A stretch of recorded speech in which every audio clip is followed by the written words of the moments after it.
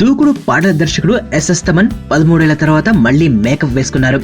2003లో వచ్చిన బాయ్స్ సినిమాలో drums play చేసే యువకుడిగా కనిపించారు.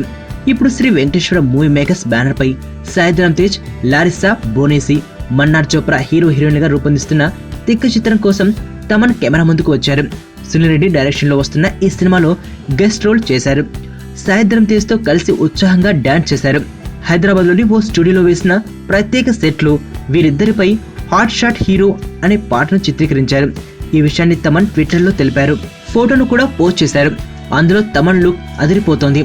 హీరో పక్కన లేజర్ మైక్ ను పట్టుకుని ఉన్న తమన్ స్టైల్ పాప్ స్టార్ ను తలపిస్తోంది. ఇంకా పాట షూటింగ్ మరో 2 రోజుల పాటు సాగుతుందని చిత్ర బృందం తెలిపింది. సి రోహిణి రెడ్డి నిర్మిస్తున్న ఈ సినిమాను ఆగస్టులో రిలీజ్ చేసేందుకు ప్లాన్ చేస్తున్నారు.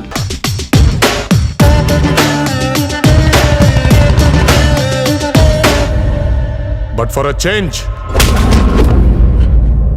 ఆ బలహీనుడి పక్కన కూడా ఒక బలం ఉంది.